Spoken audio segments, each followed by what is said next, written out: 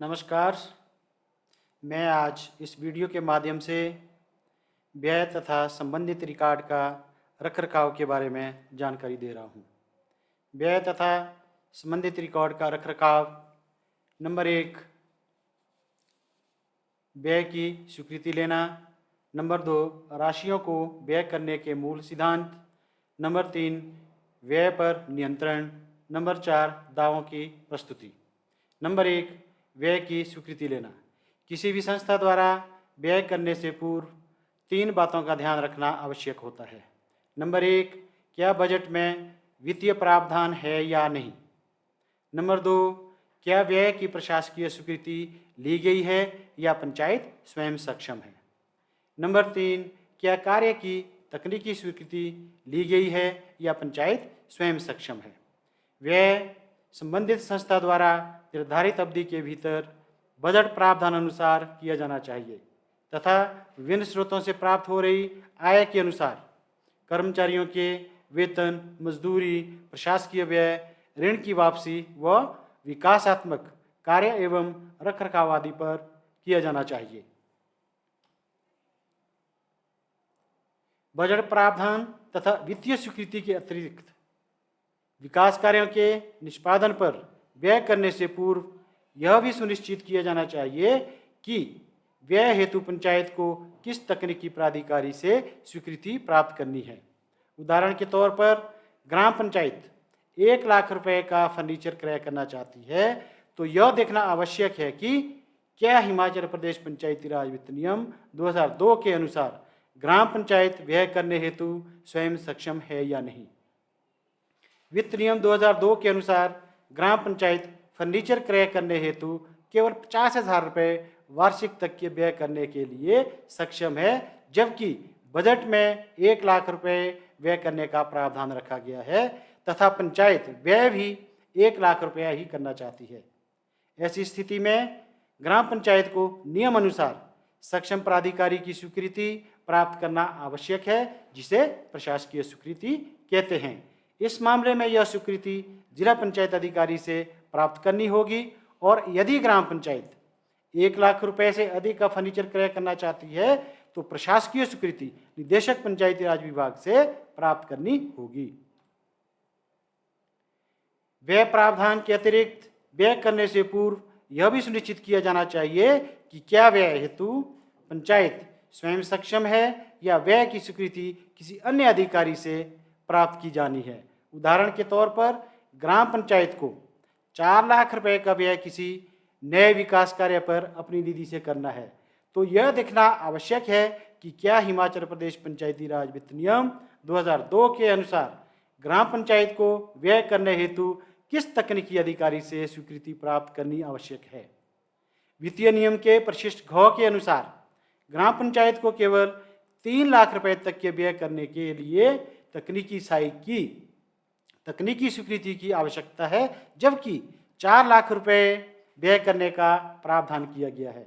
ऐसी स्थिति में ग्राम पंचायत को उक्त नियम अनुसार आगामी सक्षम प्राधिकारी की तकनीकी स्वीकृति प्राप्त करना आवश्यक है, जो कनिष्ठ अभियंता से प्राप्त होगी।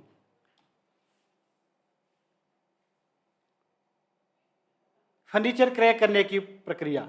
ग्राम पंचायत ने बजट में फर्नीचर क्रय करने हेतु 1 लाख रुपए का प्रावधान रखा है और फर्नीचर क्रय करने हेतु 1 लाख रुपए की प्रशासकीय स्वीकृति भी प्राप्त कर ली है।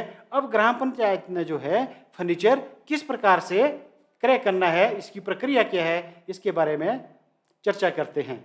नंबर 1, फर्नीचर का क्रय उन व्यक्तियों या फर्मों से किया जाएगा जो राज्य सरकार के भंडार नियंत्रक की सूची में अनुमोदित दर संविदाकार है। नंबर 2, आगामी 3 वर्षों के भीतर कोई फर्नीचर क्रय नहीं किया जाएगा। नंबर 3, फर्नीचर का क्रय पंचायत निधि की उपलब्धता और ग्राम सभा द्वारा अनुमोदित बजट प्रावधान के अधीन ही किया जाएगा। नंबर 4, फर्नीचर को पुराने फर्नीचर के अनुपयोगी होने तथा सार्वजनिक नीलामी द्वारा निपटारा करने के अधीन बदला जाएगा। कोई कार्योत्तर मंजूरी नहीं दी जाएगी यदि व्यय सक्षम प्राधिकारी के अनुमोदन के बिना उपगत किया गया है।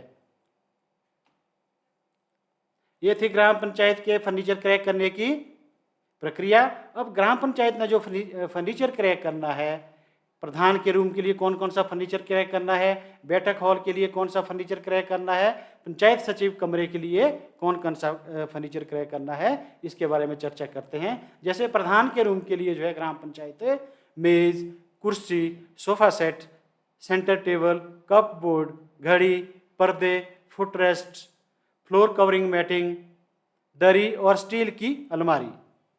बैठक हॉल के लिए ग्राम पंचायत कुर्सियाँ, फ्लोर कवरिंग मैटिंग, दरी, दीवार की घड़ी, पर्दे और मेज आदि क्रय कर सकती है। पंचायत सचिव के रूम के लिए मेज, कुर्सियाँ और स्टील की अलमारी। अन्य ग्राम पंचायत के सेवक, प्रत्येक सेवक के लिए कुर्सी और मेज ग्राम पंचायत क्रय कर सकती है। इसके अलावा ग्राम पंचायत टाइपराइटर, कंप्यूटर, प्रिंटर आदि भी क्रय कर सकती है। राशियों को व्यय करने के मूल सिद्धांत। राशियों को व्यय करने के मूल सिद्धांत क्या क्या है, इसके बारे में चर्चा करते हैं। पंचायत निधि से व्यय करते समय निम्नलिखित मूल वित्तीय सिद्धांतों का पालन करना आवश्यक है। नंबर 1, व्यय करते समय प्रत्येक स्तर पर मितव्ययता, किफ़ायत, कंजूसी का पालन किया जाना चाहिए। व्यय इस प्रकार से किया जाना चाहिए जैसे मानो कि कोई व्यक्ति अपनी निजी राशि को व्यय कर रहा हो। व्यय आवश्यकता अनुसार ही किया जाना चाहिए। कोई भी व्यय प्रत्यक्ष व अप्रत्यक्ष रूप से निजी लाभ प्राप्त करने की लालसा से नहीं किया जाना चाहिए। कोई भी व्यय इस प्रकार से नहीं होना चाहिए जो किसी प्रकार के लाभ का स्रोत बनता है। कोई भी व्यय बजट प्रावधान के बिना नहीं किया जाना चाहिए। व्यय करने से पूर्व सक्षम प्राधिकारी की स्वीकृति लेना आवश्यक है। व्यय की प्रगति, जिसमें पंचायत के दायित्व जैसे ऋण की वापसी आदि की भी समीक्षा समय समय पर की जानी चाहिए। व्यय करने से पूर्व बाजार के न्यूनतम मूल्यों की जानकारी कोटेशन द्वारा ली जानी आवश्यक है।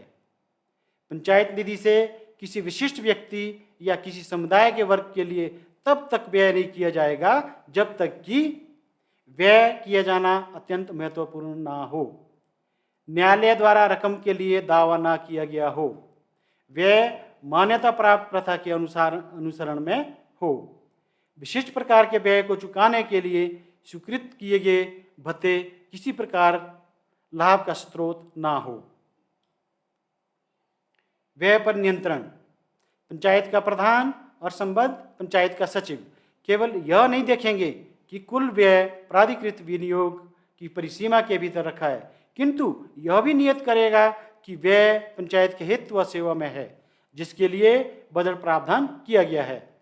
व्यय पर उचित नियंत्रण रखने के लिए संबद्ध सचिव पूर्ण दायित्व के साथ स्वयं तथा पंचायत को पूर्ण रूप से अवगत रखेगा।